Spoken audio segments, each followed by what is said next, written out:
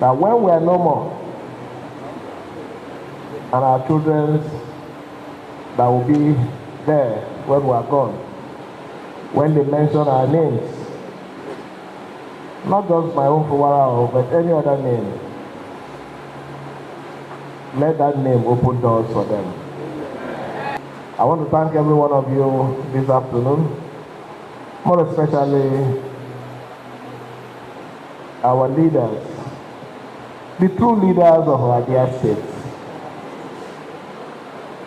Leaders, because one of the reasons why one is called a leader is with your experience and your age. True leaders that are here to support us in this trying time. I want to thank every one of you and to say that continue to stand for what is right and what